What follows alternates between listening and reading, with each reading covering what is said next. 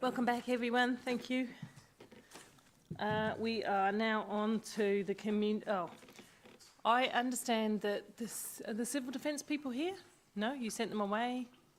Apologise, they were due to be here at 1 o'clock and it's just slight delay on their arrival here. Okay, because I was going to let you quickly get through because it's a mostly take as read kind of report, but since they're coming back, I guess we'll wait now, will we? Is that your preferred? Is that your? Because I know the other item might take more discussion. Yes, I'm in your hands. I mean, the report can be taken as read, and I am willing to answer any questions you may have. I was just trying to be helpful because I know a number of your staff are involved at an event this afternoon. I was going to try and... So let's just do the item. Is that all right? Yes. Unless they're going to add things. Okay. Okay, so we'll look at civil defence emergency on item 10 with your leave, Council. And take it as read. The report is there. You can see what's on track and what's not on. Well, it's nothing really off track, but are there any key points you need to highlight? Nothing other than we're continuing to have a significantly enhanced level of community engagement as we're looking to redefine and re-establish some presence within the community and across a wide range of community groups. And so there's that. We're doing some ongoing work with the Western Community Centre, looking at the potential for a long-term civil defence centre as being a fallback option. Excellent. One question from me. We did think we would like to be invited over. We're still on track for that? What's that looking like? We are. Latest update is still looking at a 15 December handover for the city safe component, and at this stage the contractor is still suggesting that the civil defence component of the building will still be available by 15 December. We were looking at mid to late January. 15 December will not be a good date for us to try and transfer, with Christmas coming up, our emergency centre from here down to there. We'll probably look to do that in the early part of January with an invite for councillors towards the end of January to come down for a more formal inspection and a formal opening. I was definitely going to say, if you want councillors to come late January, probably be ideal. I think you'd only get a few, otherwise probably sad people like me aren't having a holiday. Okay, that's great. Are there any other questions? Oh, Councillor McPherson, sorry. Thanks. Just looking at your financial considerations, point 10, Calvin. You may not know the answer to this now, but I'd be interested to know what was the cost per year for civil defence, or whatever we call it officially nowadays, when we ran it ourselves.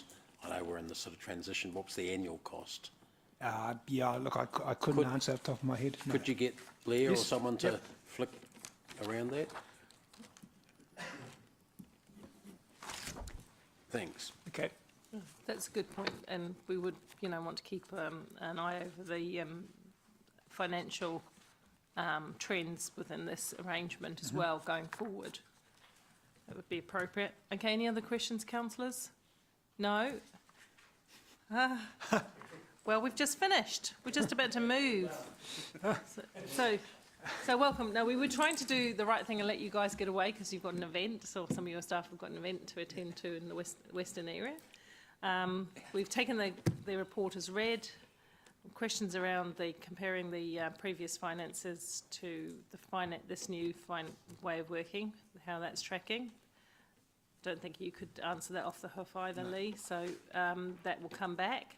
Looking forward to being invited late January to come in after the handover to see how it's all tracking. Is there anything else you feel you should alert us to? No. Okay, so we're back where we were. Somebody to move, please. Councillor Bunting, Councillor Casson, all in favour. Opposed, carried. Thank you. Thank you. Okay, now we on item 9. Sorry for the moving around a bit. Just trying to be helpful here. Community Assistance Policy Review. Hello. Hi. Kia ora, councillors. This is a follow-up from the working briefing. Let's start again. Kia ora, councillors. We had a briefing on the community assistance back in August, and so this is the proposed changed community assistance policy as a result of that. There's very little change, essentially, and items sort of 10 through to 13 really articulate the slight changes that have been recommended. The key bit really is a reinstating of our community events fund, and then and that's going to come out of the quantum within the multi-year grant. The multi-year and single year still really sit aside in how do we support our community organisations operationally. And so our multi-year is our bigger space providers, and our single year is really for a lot of the programs and activities and festivals, events that could kind of fall out of that. In terms of, we got asked at the briefing to provide a little bit of trend data in terms of what the cost per resident is. And so point 18 just has that table. In terms of the 2017-18 figures, population Stats NZ have just put out the population at 165,400, which works out at $7.19 for the current financial year. Otherwise, happy to really answer any questions that you might have. 165,400. I've got a question, and I see that Dave does also. Just in respect to the community event fund, if the allocation is set aside for events, would that preclude an event like festival or something getting money under a single year community grant? Is it completely distinct, or is there a... The intent really would be that the community event fund is for our wider community, sort of 1,000-ish or more, participants. Yeah. There is lots of smaller events that take place that form a really large part of the social gathering of some of our smaller community groups, and therefore they would still be eligible in the single year, but we wouldn't envision that an event like Treats in the Park wouldn't be able to get from both pools, so that would be more of a significant community event that would get there. Yeah. So. And what is the? That's good. So 1,000 plus. I was at the multi-ethnic event on at Sacred Heart on the weekend. Would have had about 600, so it would have fallen below that threshold. But they would be able to go to the single year community grant. That's correct. Okay, cool. Yep. And I had another question about the events actually. Now come back to me. That's fine. I'll wait. I'd like to just foreshadow that I'll move the recommendation, and potentially would like to discuss with council an additional additional motion around considering the quantum in the quantum per ratepayer for an LTP discussion, just to forecast that there. Councillor McPherson. Thanks, Chair. Just looking at point 18, Andy, could you confirm that if we still had the same dollar per resident rate as in 2011-12 of $9.62, that given the population figures you've just given us for this year, the amount to achieve that sort of return, if you like, would be $1.591,148,000? Off the top of my head, that looks close. Yeah. Obviously, $10 would be 1.65. So that sounds correctish. So that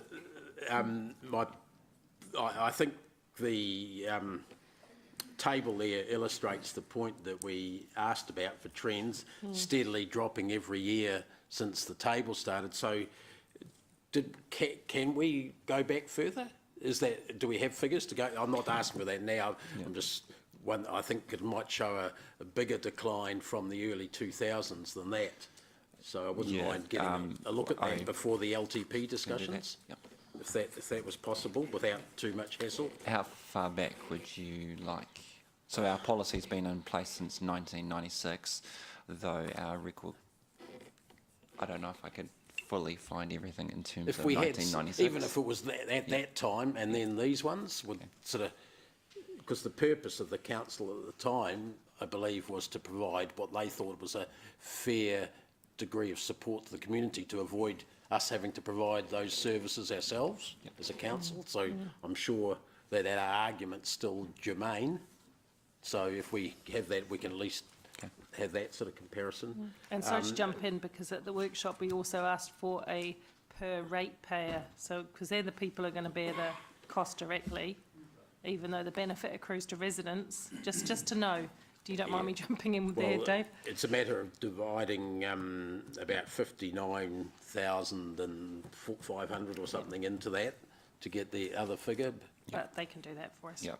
The proportions probably stayed the same.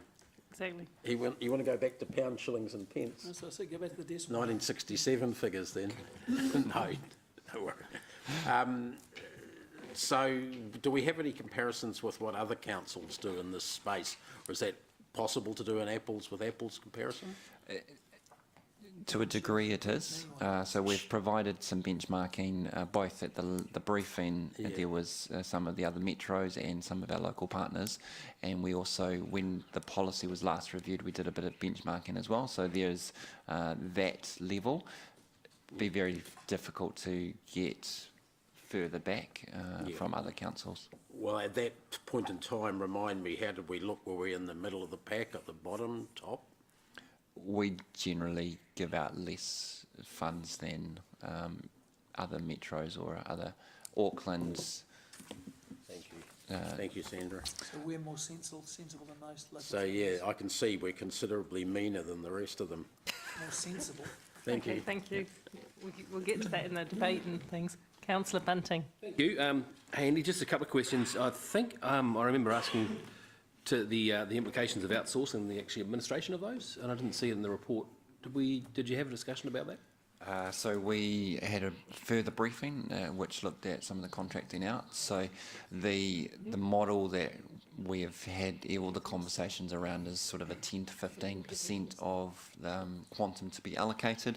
So on the current quantum of 1.16, we'd be looking at just over 100,000, which is more than... That's how much it costs to outsource it. To outsource it, Right. which is more than what it currently costs for us to deliver the service in-house. So the benefit gained for contracting out would...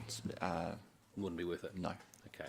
So with that answer then, the idea, because having sat on another trust, rather than increase the 5,000 to 8,000, what they did was they ran grants rounds more often, thereby making it a lot more convenient for smaller organisations to use the money, because sometimes they ended up with, you'd have to apply a year ahead for a $5,000 grant, for example, timing-wise.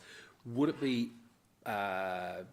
would that be manageable to be able to do more frequent grant rounds? Not necessarily increasing the quantum, but more frequent. There's a couple of points that I would think about in terms of that. One, having more regular rounds does increase the staff workload in terms of that. So currently Sandra has got 0.5 of her hours to work on this, and so that works in a measurable thing. So we'd need to look at that. Yep. The second point would be that 260,000 doesn't spread particularly well over multiple rounds. It's a small quantum in of itself, and so there would be that kind of thing of, do we do 100 and 160, or do we see who comes in the first round and then not have future rounds? So there could be some logistical changes. I guess for us, the recommendation from 5,000 to 8,000 was a little bit more of taking into consideration that costs are increasing across the board, and 5,000 today and 5,000 20 years ago is slightly different. So that's kind of more of that 5 to 8 to acknowledge that it costs a lot more for some of our organisations, rather than because of the inconvenience of an annual grant round. Okay. Maybe it's a discussion we have offline. Yep. I'll get back in you. No, that's good. Thanks, Danny. Thank you. Okay, thank you. Are there any other questions? If not, we'll go to the motion now. Sorry, just a question to you. You mentioned that you were looking at putting forward some resolution. Was that here or Yeah, just here. waiting for the LTP? Here to consider something in the LTP. So let me have a go at it and see, because I haven't got a seconder at the moment, so, you know, it may be, maybe if no one. Are you interested? Yep. So that we approve and that we consider an increase in the dollar per resident be considered in the LTP, and I'm not sure what else we could wrap up in that, but I just take your point, and I would have said this in debate, that we're below the level of other councils. It's actually been trending backwards, although the amount of money we're getting in is a bit more potentially because of growth, and it really has been going the wrong way. The more residents you have in a city, the more you're going to need to do stuff to engage with those residents and enable them to do things. So I would like to see it brought back to, you know, at least its original level, if not a little more. So, yep. So Mark seconded it. You weren't seconding it, Dave? No, I was, but I don't care. Okay. Well, no, he was. So Dave was first. Let's just. Councillor second it. Ubuntu needs to prove he was here. That's all right.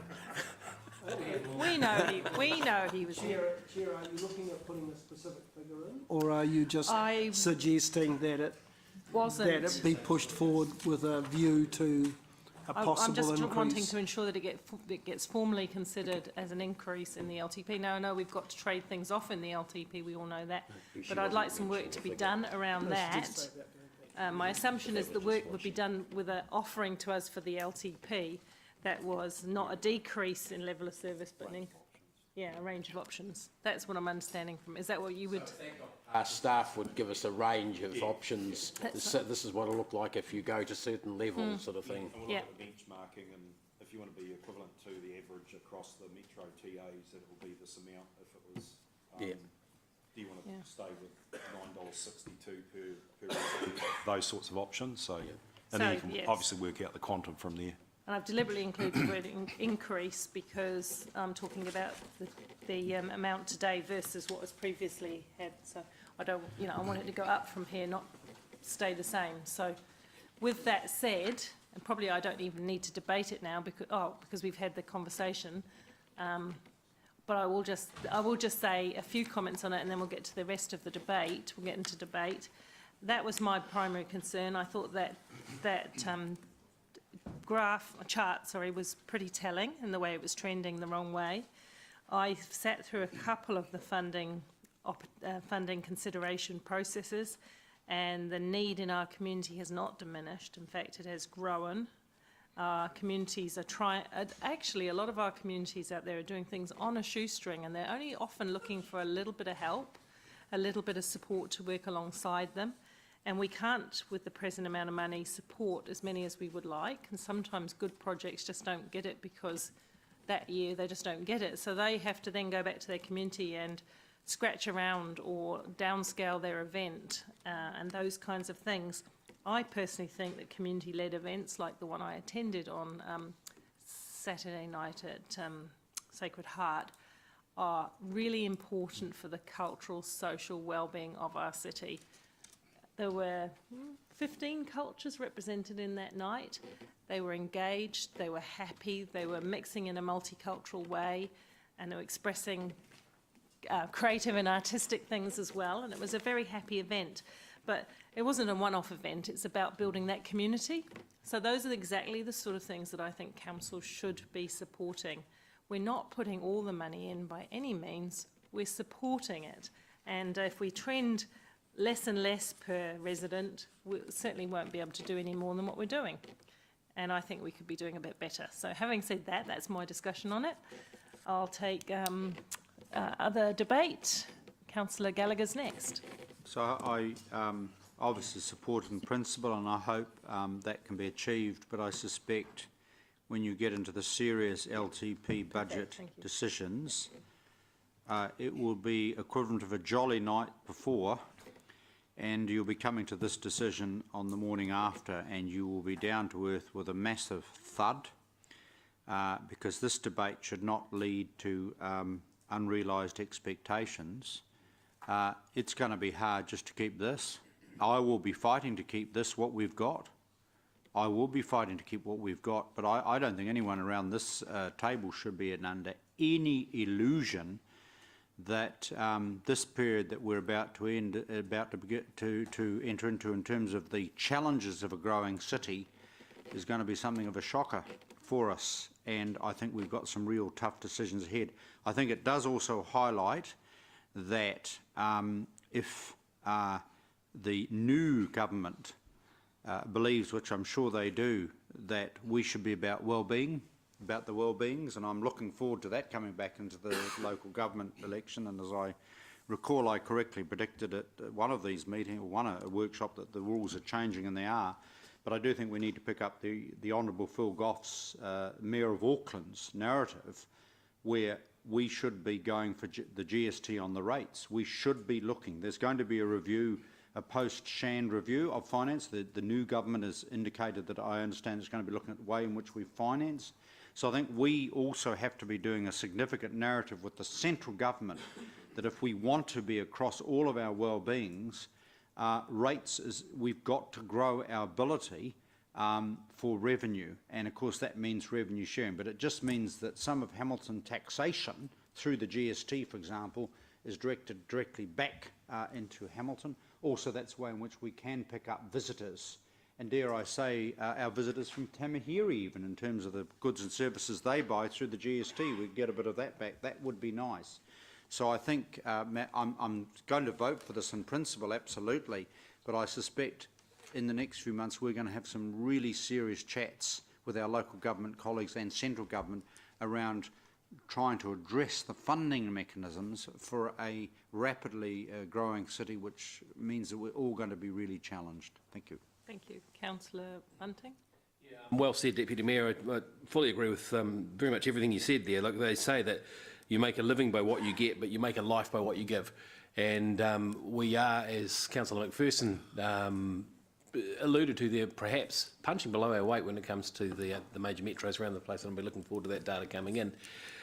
This, I think, I agree. It's going to be a real tough scrap when it comes up in the LTP, and I'll be definitely batting for it.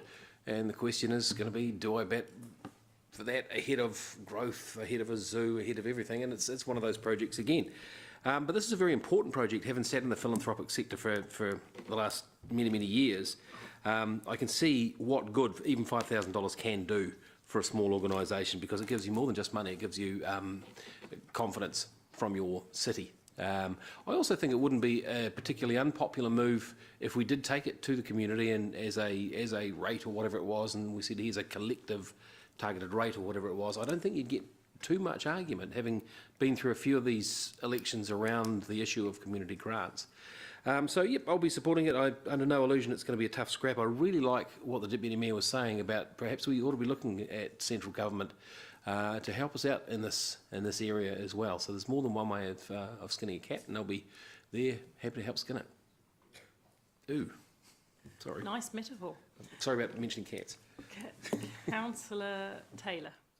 Thank you, Paula. Yeah, look, I was supportive of this coming back to the LTP for us to have a look at the quantums involved, but I can't support the recommendation as it is, because as much as I hate playing the role, and I don't normally play this role of being a grey-haired Grinch, it's normally sort of reserved for a Gary Mallett or a Roger Henneberry type figure. I just find myself thinking about our long-term plan and the incredible calls on our money that we've been told for the last 6 to 9 months that we're going to need. And this is a bit of a parallel universe moment for me, really, because I can't believe that we're actually thinking about adding to it. So I would suggest I can't support it here, because if anything, if it was coming back to the LDP, I would be looking at reducing these as much as I would hate to. So I won't support that. And if I'm not sure about looking at other cities for a guide as to what they do in this particular space, because you have to remember that they are in a different financial situation to us. They may not be growth councils facing the same growth constraints that we are. So I don't really see the wisdom in that. We should actually be tailoring the details on what we can afford and what we are facing, not what other councils who may not be in the same position can do. So I won't support this recommendation as it is. Just a matter of process, just for information. I'm going to take the recommendation in two parts, Councillor Taylor. So you could approve the policy if you felt so inclined and vote against the exploration of increasing funds, just so you know. Councillor McPherson. Following the speeches from the three before, the glass half empty speech from the Deputy Mayor and the what side are you batting for speech from Councillor Bunting. He also skinned a few cats, and then the grey-haired Grinch speaking after that, where he described how he's going to give away his $1 million for the river plan, because that's a bit over the top. I think that this is actually a good investment. The suggestion here is for a suggestion for a good investment. And I'll give you an example. About 5 years ago, when we were last discussing a previous mayor, whose name shall be, I've forgotten actually, who started hacking into the community, we were given the example of the amount of money this council gave the Western Community Centre annually, which at that point was about $80,000, which was about 12% of their annual budget, versus the funding we put in for exactly the same operation at Enderley Community Centre, which we had to run 100% ourselves, which was a little over 300,000 to produce the same outcome. By the leveraging the community was able to do off the small amount that we gave of 80,000 the Western Community Centre versus what it would cost if we had to do a halfway job really at the Enderley Community Centre was the example that we had in front of us. And I think the same is true of most of the other community investments we make, because it is an investment in the community. We're investing some money in the Treats in the Park thing, when's it, Friday night? Tonight, okay, out at Elliott Park. The Treats in the Park out there, Halloween sort of celebration thing out there, which gets about 5,000 kids off the streets and stops them annoying the neighbours around with their trick or treat. But it's a great community celebration there, and that's, I don't know how much we put in each year, I think it's about 5,000 or something like that, I don't know, you know, Andy, but that's a great community activity for kids out there, and that's a really together community because they're able to do things like that with small investments from the ratepayers as a whole. So I think that's the benefit of money spent in this area. I think it's a lot better, a lot more bang for our buck than we get in a hell of a lot of other council areas. I think we need to remember that. The sort of level that we had of $9.62 in 2011 is I'm certain, a lot less per head or per ratepayer than it was when we started this program in 1996. And he's going to come back with some figures on that. But I think that we really need to think about what it is we're doing in the community. Are we helping them stand on their own feet? If we are, then it's worth putting the money in, and I think that's what this does. Thank you. Councillor McPherson, Councillor Pascoe. Yeah, thanks. I'll just speak very briefly. Look, I agree with the Deputy Mayor. I think we will struggle to keep the grant level as it is, because any increase in grants will have an immediate proportionate effect on rates. And I think that's the way that we've got to look at the long-term plan negotiations. Any extra amounts to spend or any further reductions in our income will need to be funded somewhere. And at the moment, most of our funding comes from rates charged to property owners.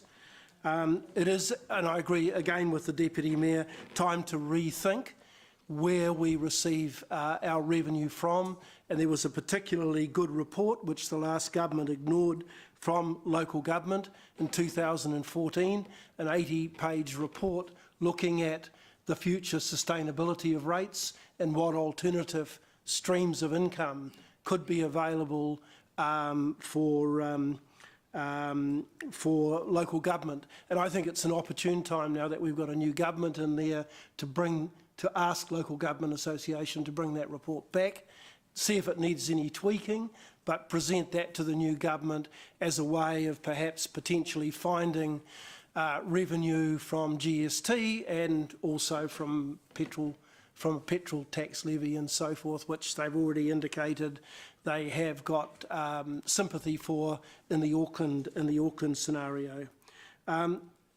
while I agreeing with the Deputy Mayor, I think that Councillor McPherson makes a very, very good statement out of saying that generally this spend for us is an efficient use of our dollar, that we tend to get a better bang for our buck giving these funds to well-resourced, well-governed, not-for-profit organisations, and they tend to be able to spend a dollar a lot more efficiently than we could spend a dollar. And I think his example around Western Community and Enderley is a good example of how 80,000 can be spent probably as effectively as 300,000 was in that particular year. So I guess there's a balancing act in here somewhere, but I think that there should be no surprises that we will struggle to maintain what we've got at the moment, let alone a possibility for an increase. Thank you.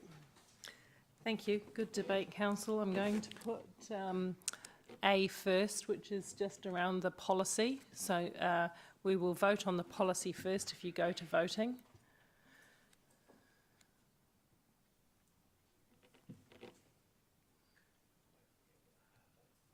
Okay. The motion is carried. Thank you. Now we will vote on the additional one that is just about bringing a range of options to the table for debate at this point. So we'll vote on that now, please.